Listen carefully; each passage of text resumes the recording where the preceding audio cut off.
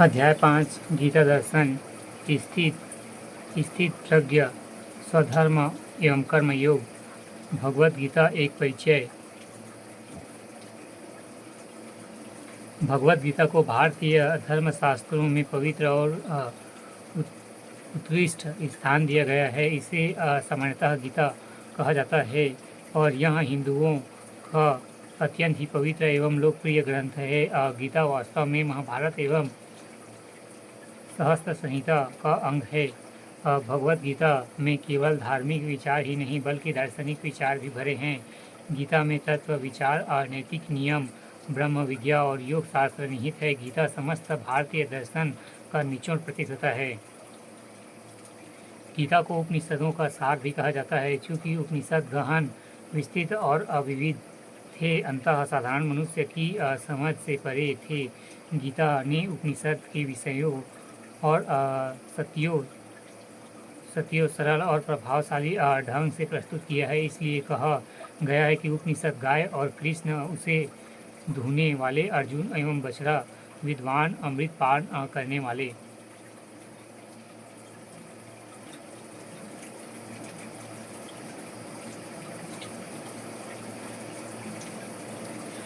गीता का संदेश सर्वभौम है। इसका दृष्टिकोण सैद्धांतिक, इसकी रचना व्यास के द्वारा की गई है।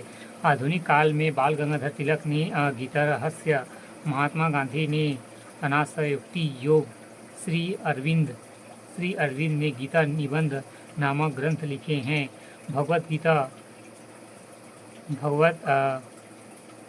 गीता की रचना सुंदर छंदों में की गई है, इसलिए इसे ईश्वरीय संगीत भी कहा जाता है। यह स्वयं ईश्वरीय प्राणी है, जिसे युद्ध भूमि में कृष्ण द्वारा अर्जुन के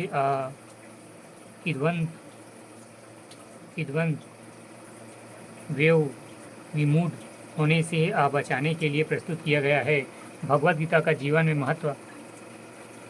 गीता अनेक प्रकार के मतों के प्रति आधार का भाव रखती है तथा उसमें सत्यता की अंश ग्रहण करती है। गीता इतनी सरल एवं विशेषात्मक है कि इसे धारण मनुष्य को समझने में कोई कठिनाई नहीं होगी। डॉक्टर राधाकृष्ण के अनुसार गीता विरोधात्मक तथ्यों को समन्वय कर उन्हें एक समशिष्ट के रूप में चित्रित करती है।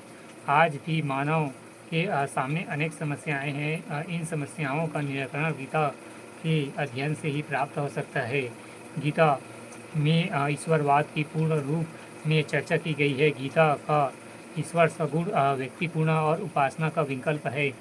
दार्शनिक जीवन में गीता दर्शन का महत्व विभिन्न बिंदुओं पर देखा जा सकता है, जिसमें प्रमुख स्थित प्रज्ञ का विचार, स्वधर्म का विचार, कर्मयोग का विचार, प्रज्ञस्थ स्थित प्रज्ञ का विचार, अवधारणा। स्थित प्रज्ञ वह होता है जिसकी प्रज्ञा बुद्धि स्थिर है।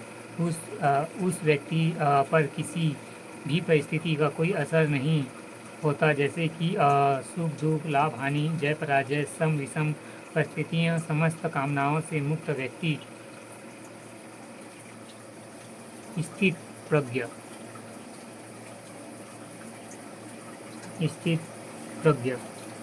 श्री कृष्ण ने महाभारत में जगत गुरु कहा गया है। वह अर्जुन को उपदेश देते हैं कि स्थित प्रज्ञ बनने की प्रेरणा देते हैं। स्थित प्रज्ञ का वर्णन अध्याय 2 के 18 श्लोकों में 18 गुणों के अंतर्गत किया गया है। हालांकि इस भौतिकवादी विश्व में मनुष्य के लिए पूर्णतः स्थित प्रज्ञ होना भले ही संभव न हो, किंतु वह ऐसा आदर्श है जिसका प्रयत्न आवश्यक है। स्थित प्रज्ञ होने के लिए गीता के निष्काम कर्म को अपनाना आवश्यक है। अगर व्यक्ति सीमित मात्रा में भी इस आदर्श की उपलब्धि कर ले तो भावात्मक स्तर पर अत्यधिक परिपक्व हो सकता है।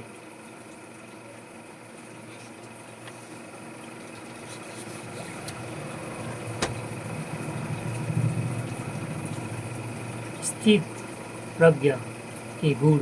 कामनाओं का त्याग। जब मनुष्य मन में उठ रही सर्व कामनाओं का त्याग कर देता है तथा आत्मा द्वारा आत्मा में असंतुष्टि पाता है, आत्मा का आनंद अंदर से खोजना, जिसको योगी पुरुष निजानंद कहते हैं, स्थित प्रज्ञ है।